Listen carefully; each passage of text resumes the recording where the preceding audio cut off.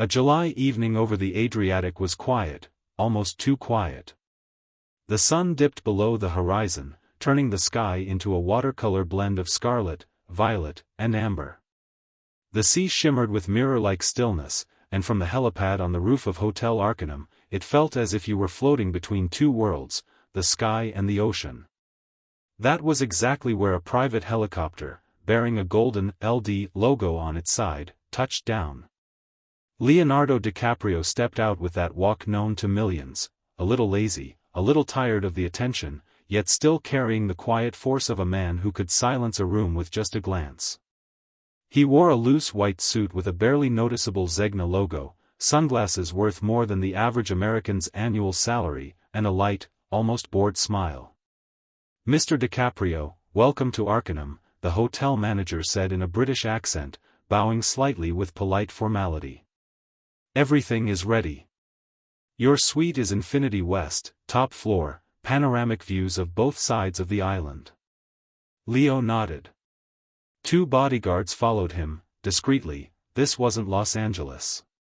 Here, everyone knew, the Hotel Arcanum staff were bound by a non-disclosure agreement reinforced by 3 tiers of lawyers and a 6-figure penalty.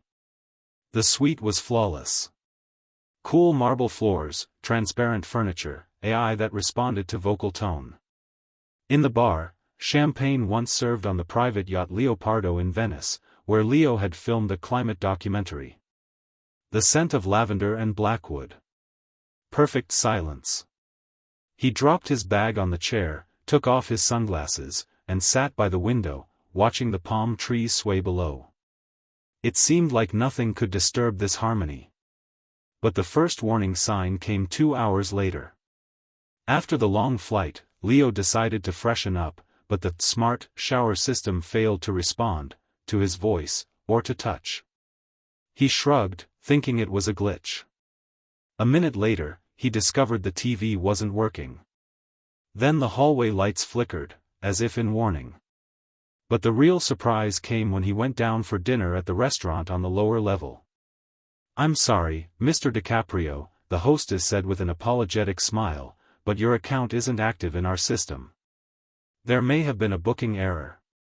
We'll contact reservations." 1 second, Leo raised an eyebrow. "I'm here on the personal invitation of the owner.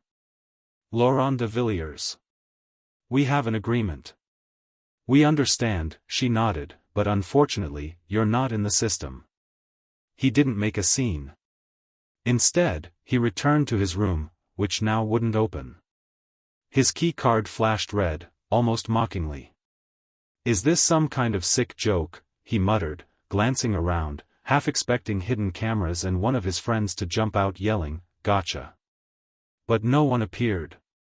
The elevator security guard, whom Leo explained the situation to, simply averted his gaze and politely asked him to go to the lobby. There, someone else was waiting, tall, gray-eyed, with an accent that hinted at Istanbul. "Mr. DiCaprio, I must ask you to leave the hotel premises," the man said with icy calm. "What the hell? I haven't even had dinner." "Who are you?" "Security. The order came from the board of directors. You've been added to the blacklist." "Blacklist?" Leo squinted. "What, did I piss off someone on TikTok?" The man didn't respond. Instead, he motioned, and 2 guards picked up Leo's luggage, like it was the baggage of a lost tourist, not a Hollywood icon. "And where am I supposed to sleep now?" "That's no longer our concern, sir." That was how the night began, a night he would never forget. Leo found himself outside the hotel, on a private pier under a starry sky, holding a phone with no signal, and a suitcase from which his favorite Birkenstock sandals peeked out. He laughed, first nervously, then with surprise. Then, with irritation. That laughter was the only sound breaking the night's stillness. It felt like the whole island somehow knew he'd been exiled. Passing hotel staff turned away. He was denied entry to the bar. No one called a boat. He was out of the system. He, Leonardo DiCaprio. The night had passed. It was long, restless, and filled with an anxiety Leo hadn't felt since the beginning of his career. On a private pier, where he had been evicted from Hotel Arcanum, there was no signal, no shelter from the wind. He slept wrapped in his blazer, to the sound of crashing waves and rustling palm trees. And in the morning, a different reality began. First thing, he pulled out his phone. Still no service. But when he reached the dock where one of the boats was moored, the signal returned. Instantly, dozens of notifications, missed calls, messages from his team. But something felt off. The first thing he saw was a message from his PR director, short, restrained, and strange. "Leo. We have a problem. Don't comment. Don't sign anything. I'm flying out." A problem? What the hell kind of problem? He scrolled down. The Hollywood Reporter headline. Scandal at Arcanum, Leonardo DiCaprio expelled after incident at private party? He froze. There was no party. He had just arrived. The article was vague, citing unofficial sources and sources wishing to remain anonymous. No facts. Just hints. Just suspicion. His name, next to words like breach of confidentiality, rude behavior, unauthorized interference. He immediately called the PR director, voicemail. The producer, unavailable. His manager, wasn't answering. None of the people he paid millions to protect him were responding. And that was just the beginning. When he finally found a local captain and persuaded him to take him to the mainland, the man was cautious. Once he realized who Leo was, the captain sighed and simply said, "Didn't expect this, Mr. DiCaprio. Everyone's disappointed. Especially the island's owners." Leo said nothing. He stared at the water, feeling the invisible thread snap, the one that always tied him to the safe zone of fame. In this world, stars didn't fall from the sky, they were pushed. Silently. Precisely. Without a chance. On the mainland, in Dubrovnik, he headed to the boutique hotel he had stayed in before. The girl at the front desk looked at him with an apologetic smile. "I'm sorry, Mr. DiCaprio. Your reservation has been cancelled. And, unfortunately, we've been instructed not to accommodate you." "What do you mean, not accommodate? Are you joking?" "We received a directive from the chain," she lowered her voice. "You've been added to the NN list. Non-negotiable. Non-serviceable. The NN list." He had heard of it. Legends. Blacklists for hotels, clubs, private venues. Only the ones who had crossed the line made it there. Or had become inconvenient. Or were needed in the shadows. But it had always been hearsay. Until this morning. He walked out into the street, fists clenched. Around him, tourists snapping pictures of towers and old city walls, smiling couples, the scent of coffee and bakeries. But he was in exile. And no one, absolutely no one, wanted to speak to him. He tried to call Laurent de Villiers, the owner of Hotel Arcanum, who had personally invited him. Voicemail. Then, a short message from his lawyer. "Leo, you need to lay low. There's a signal they're trying to zero you out.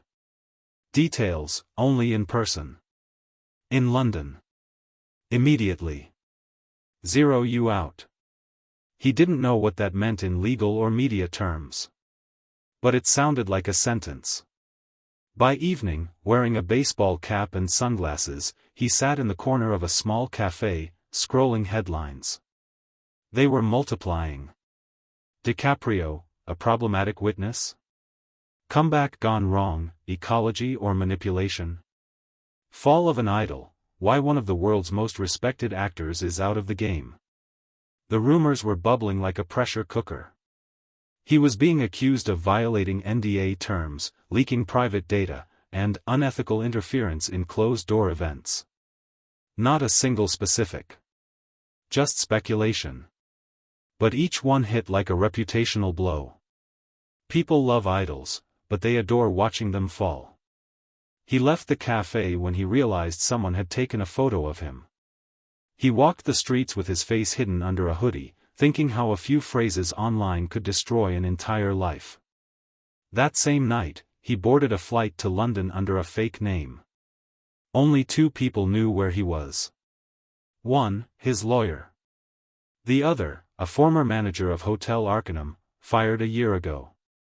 He remembered the man as he mentally retraced who might be behind this. His name was Edgar Stone. He had once overseen the entire elite wing of the hotel. Then suddenly disappeared. No explanation. Leo opened his email. Among the spam, one message from an unknown address, es.raven@protonmail.com. It contained a single line.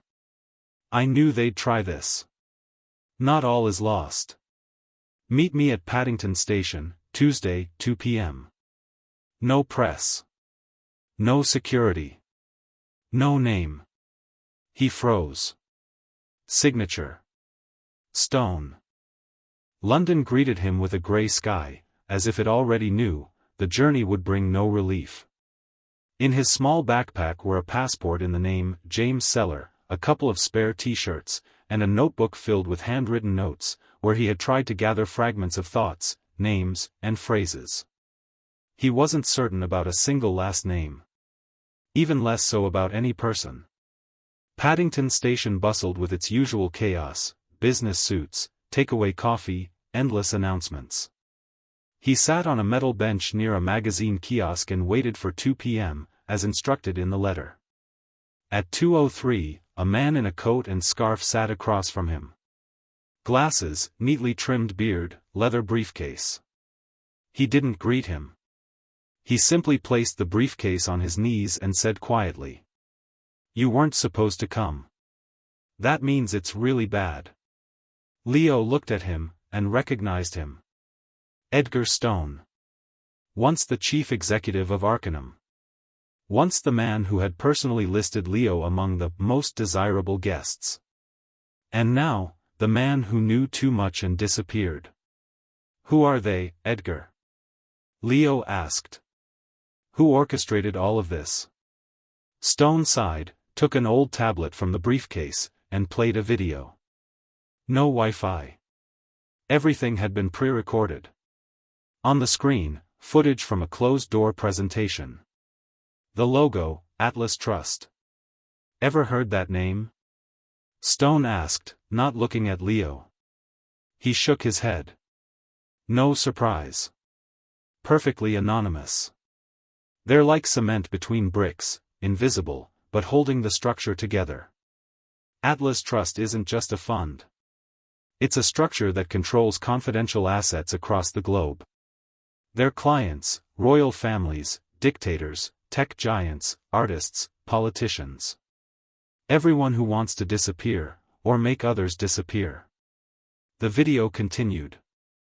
A woman in a tailored suit spoke about behavioral flags that the fund could assign to public figures. For destructive behavior. For violations of private contracts. Or, simply at a client's request. I remember you at that meeting, Stone said. You talked about the need for transparency in the hospitality industry. About sustainable architecture. About how clients shouldn't be invisible deities. I remember one man walking out during your speech. His name was Martin Grau. A fund advisor. Specialist in information sanitation. 2 days later, I got a call. My contract with Arcanum was terminated. No explanation. And you, he looked at Leo, you stayed. Until you said something else. Leo said nothing. He had spoken that year, about transparency in the industry. People had applauded. But he didn't know who exactly had been listening. Or that he had touched the interests of those who hated the spotlight. Why are you showing me all this? Stone pulled an envelope from the briefcase. Because you're already on the list. But not erased yet. You have 48 hours to seize the initiative. Grau will meet with one of the fund's advisors, here in London, at the Lyra Gallery. He'll be posing as a curator. I can get you an invitation. It's your shot. That's where they review the editing lists. People like you, like me, he hesitated, like many who vanished. Leo took the envelope. Inside, a plastic card, like a badge. It read, Curatorial Advisor. Invited only. MG. And a date, tomorrow, 6 p.m. That's your ticket into the den, Stone said. They don't know your face as well as they think. You have a chance to get in, and hear. But if they recognize you, you'll vanish. Not figuratively. Literally. Leo swallowed. His thoughts swarmed like flies trapped under glass. This wasn't the movie world. No retakes here. Reputation couldn't be saved with a press release. He hadn't just been cancelled, he'd been overridden. If I go, will you be nearby? Stone slowly shook his head. I'm not a hero, Leo. I'm a survivor. You're still on the edge. But with your name, if you endure, you could change the rules. Before standing up, Stone placed a flash drive on the bench. On it, the fund's presentation. Internal names. List codes. Evaluation system. Everything I managed to save before exile. Don't lose it.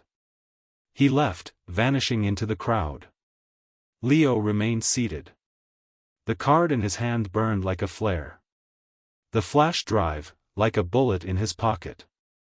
Ahead lay a night in which he had to decide, play by their rules, or tear them up in front of the whole world. He returned to the hotel, booked under a false name. Closed the door. Inserted the flash drive into his laptop. And saw. Category, Sub-Zero Persona.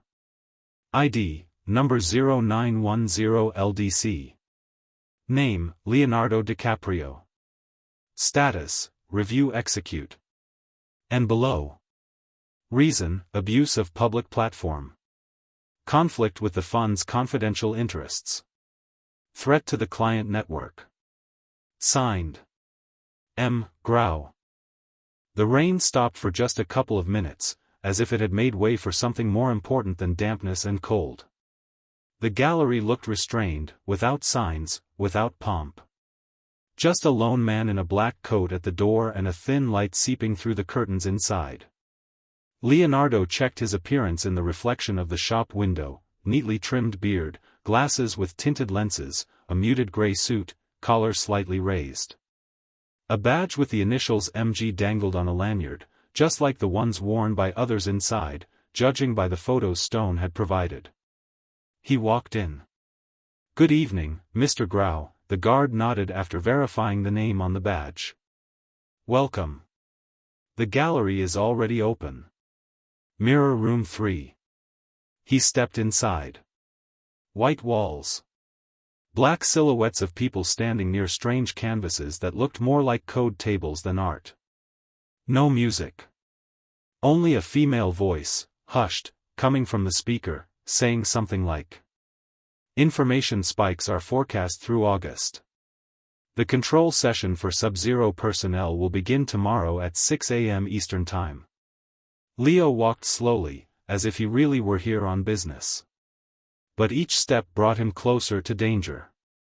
People spoke quietly, almost in whispers. Their faces, like they were cut from masks, emotionless, focused. He entered Mirror Room 3. According to Stone, this is where Martin Grau was supposed to be. In the center of the room, an art installation that looked more like a digital brain, wires, lights, glass edges. Around it, 6 people in identical black coats, like the security staff. On a small table nearby, glasses of white wine and tablets. On the screens, a list of surnames. He saw one. DiCaprio, L. Status, review complete. Prepare deletion. Mr. Grau, came a voice beside him. Leo turned. A man stood before him in a dark blue blazer, slicked back hair, and a strangely even voice. A forgettable face. But his eyes, ice cold. "We didn't expect you today. You don't usually attend final sessions." "I thought it was important to check personally," Leo replied, trying not to let the tremble slip into his voice. The man nodded. "Excellent. In that case, take a look." He handed over the tablet. "We're closing 5 cases. One of them is yours." The client from Doha insisted. After DiCaprio's last public comment on private energy initiatives, the reputational risks for the fund became unacceptable. Leo felt the chill inside. This wasn't a conspiracy. This was method. A system, precise, well-oiled, where his name was just a line. His life, a risk assessment. "Any objections?" the man asked. Leo took the tablet. Scrolled down. His fingers trembled. He saw more names: actors, journalists, politicians. Many of them had disappeared from the public eye long ago. He remembered their faces, and realized, no one ever knew why they were gone. They just ceased to exist. "And if the target decides to resist?" he asked cautiously. The man smirked. "Then other protocols are activated. Financial disintegration. Reputation collapse. Legal action. Sometimes, physical liquidation, if the risks are critical." Leo looked at his name. In the comment line. Sub-zero phase. Media deactivation support initiated. First publications in 36 hours. This was the end. His end. Pre-written, like the final act of a play. He looked up. "I need a minute," he said and stepped aside, as if simply gathering his thoughts. In his pocket, a flash drive. He knew he could plug it into one of the local terminals and try to send the information out. Stone had said there was access to a closed gateway in the Vega room, if he was quick. He left mirror room 3. The Vega room was a little further down.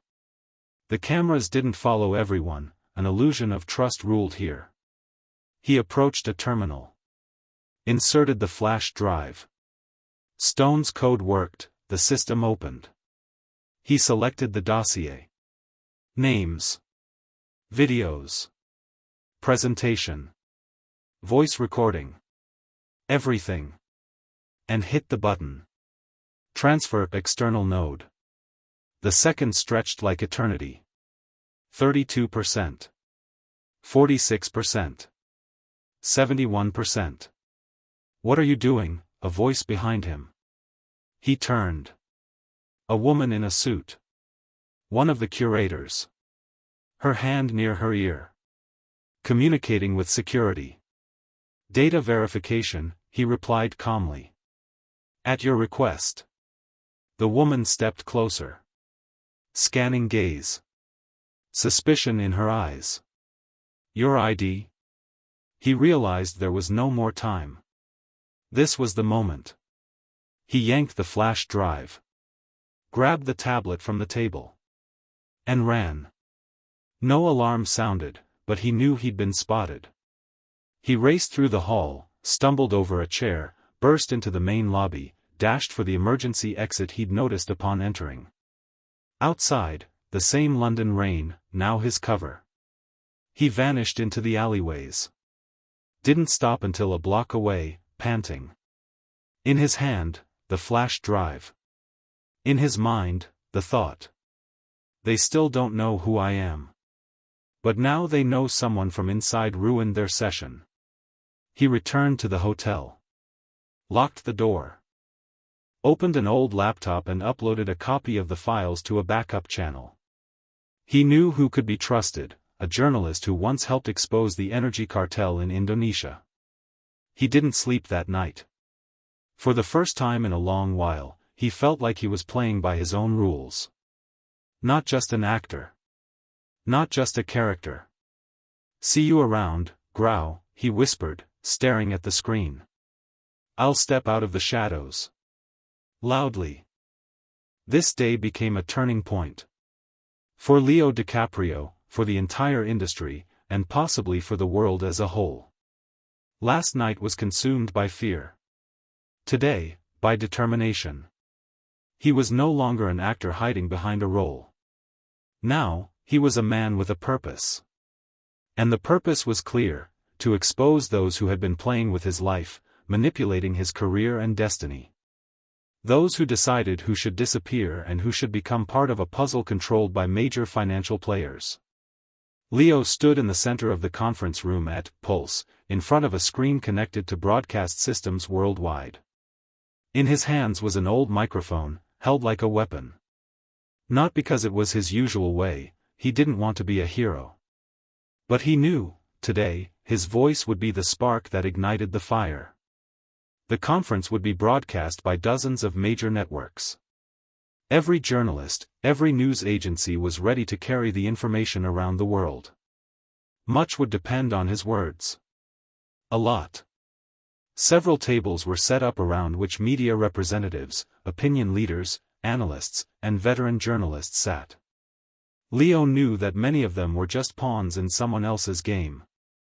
But today, that didn't matter. He wasn't here to please them. He was here to change the rules.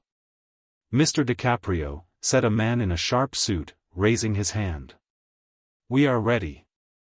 If you'd like, we can begin with your words." Leo nodded but did not rush to respond. He looked at the audience, then at the screen where glowing indicators flickered. The words he was about to speak would reach every corner of the world.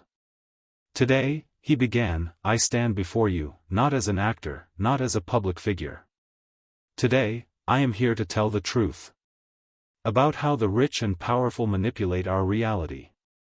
About how massive corporations, banks, and cartels decide who deserves to live in the light, and who, to disappear. About how they play with us, with our lives, like chess pieces." The room went silent. He could hear the camera focusing on him. The internal fear that he had been feeling up until now began to fade. He was ready for this. He could no longer stay silent. "Some of you sitting here think I might name names. But I will speak only about one thing. About the system that controls us all, hidden like a shadow on the wall. But this shadow is enough to eclipse everything." He placed the microphone on the table, then the first image appeared on the screen. It was a screenshot from his flash drive, showing names and numbers, people who had been closed. Everything that happened to them. He continued. "The problem isn't that we are deceived. The problem is that we are deceived and destroyed in the shadows. The problem is that we allow ourselves to be destroyed, thinking it won't touch us."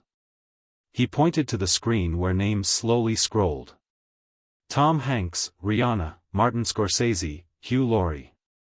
These are the names of people who couldn't or didn't want to be part of the system. And they disappeared. Just like I could have disappeared. But now, everything will be different. The screen showed a video filmed at the gallery where Leo had been that day. His camera secretly filmed everything: how Martin Grau spoke about closing cases, how he said that if one of their clients resisted, the system would resort to extreme measures. "All these people, all of us, we are just commodities, objects for further play," Leo said, feeling the heavy weight pressing on his chest with each word. "And today, I came here to show that we, as humans, have the right to a voice. The right to be alive. And that those who control us know, we can destroy their game." A wave of shock swept through the conference room. Capsules of silence. Shouts in the hall shifted to quiet. In that moment, Leo realized that his life would never be the same. Perhaps his acting career would be destroyed. Perhaps his name would remain in history as a symbol of protest. But in that moment, he felt only one thing: his responsibility to those he had decided to protect. He removed his name from the screen. Dragged the file from the gallery camera. Showed the footage where his own life had been recorded for later deletion. The invisible forces that had tried to control him had fallen back.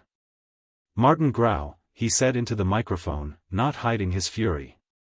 "I hope you're listening. This is your last chance. And if you want to continue this game, I will be watching your every move." He pressed the button and turned off the microphone. The world exploded.